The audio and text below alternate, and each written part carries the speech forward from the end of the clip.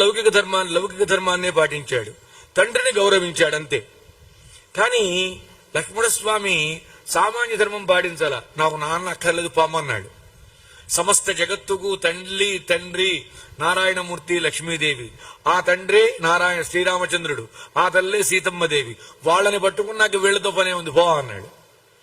అలాగే ఇక్కడ హనుమంతుల వారు చేస్తున్నటువంటి మహత్తరమైనటువంటి గొప్ప పని ఏమిటంటే, తల్లి తండ్రి మనకు జన్మనిచ్చారు, తల్లి నవమాసాలు మోసింది, తన రక్తాన్ని పాలుగా మార్చి మన ఆకలి తీర్చింది, మనలో ఉన్న బాధలు పోగొట్టింది, మనకు కలిగినటువంటి భయాన్ని పోగొట్టింది, మనకు కలిగినటువంటి అనారోగ్యాన్ని తాను తెలుసుకుని తాను పథ్యం పాటించి మనకు మేలు చేకూర్చింది.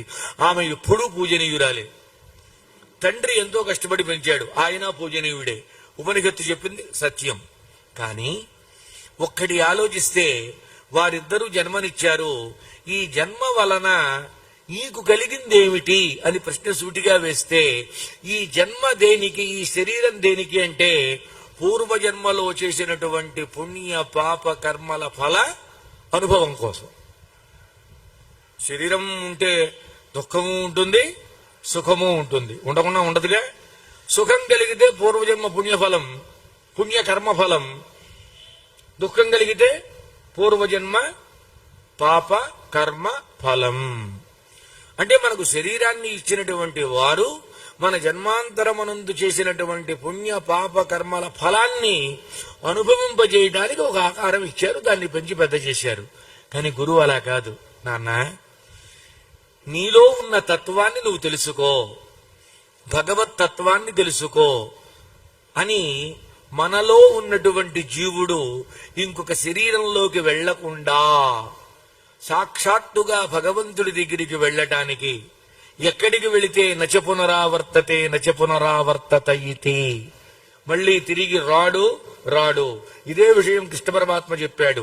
యద్గత్వా న నివర్తంతే తద్ధామ పరమం మమ. ఏ జీవుడు ఎక్కడికి వెళితే, మనం కాదండి, మనం ఎక్కడికి వెళతాం? తిరుమలలోకి నేరుగా వెళ్ళలే, కూర్చున్నాం పిచ్చి చూపులు చూస్తూ.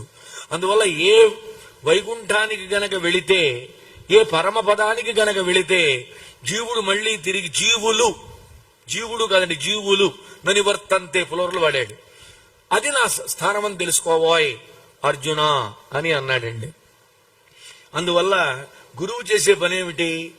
మనలో జ్ఞానం కలిగించి జ్ఞానస్వరూపుడైనటువంటి పరమాత్మ యొక్క స్వరూపాన్ని మనకు తెలియజేసి, మన జీవుడు ఇక మళ్ళీ జన్మ ఎత్తకుండా చేస్తున్నాడు. జన్మనిచ్చి సుఖదుఖాలు అనుభవించడానికి కారణభూతులైన తల్లిదండ్రులు గొప్పవాళ్ళ, జన్మ రాహిత్యం చేస్తున్నటువంటి గురువు గొప్పవాడా? ఈ రెండు ఆలోచిస్తే విశేష ధర్మంలోకి వచ్చేటప్పటికీ ఎవరు గొప్పయ్యారు? గురువు గొప్పవాడయ్యాడు. అందువల్ల అగ్రతాంబూలం ఎవరికి ఇస్తున్నారు? హనుమ గురువుకి ఇస్తున్నారు. నాయన, గురువు ఉన్నాడు, దైవం ఉన్నారు, తల్లి ఉంది, తండ్రి ఉంది, ఈ నలుగురు వరుసగా ఉన్నారు. ఈ నలుగురు నీవు ఉన్నప్పుడు నీవు ముందుగా ఎవరికి నమస్కారం చెయ్యాలి అని అంటే గురువుకే నమస్కారం చెయ్యాలి. కారణం చెప్పమంటారా?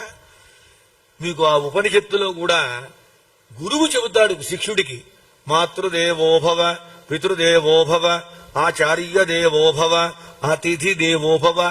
తల్లి గొప్పతనాన్ని తనకు విద్యతో పాటుగా చెప్పినవాడు గురువు, తండ్రి గొప్పతనం చెప్పినవాడు గురువు, తనలో ఉన్న జీవుని గొప్పతనం చెప్పినవాడు గురువు, పరమాత్మ గొప్పతనం చెప్పినవాడు గురువు, జీవుని పరమాత్మకు చేర్చే మార్గం చూపించినవాడు గురువు, మార్గంలో ఎలా ప్రయాణించాలో చెప్పినవాడు గురువు, పరమాత్మను చేరుకునేట్టు చేసేవాడు గురువు. కాబట్టి ఇన్ని గొప్పతనాలు గురువులో ఉన్నాయి కనుక గురువుకి నమస్కారం ముందు చెయ్యాలి. అది చేశాడు ఆంజనేయ స్వామి.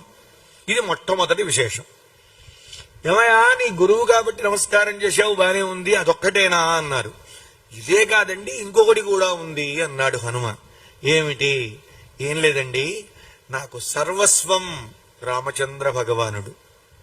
ఇదండి ఆలోచించాల్సిన అంశం. రామచంద్రుని యొక్క దర్శనాన్ని హనుమంతుల వారు ఎప్పుడో పొందారు.